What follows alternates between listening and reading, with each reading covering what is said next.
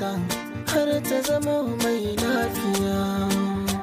Zafi da sanyi hannun ki take ba ta shirme.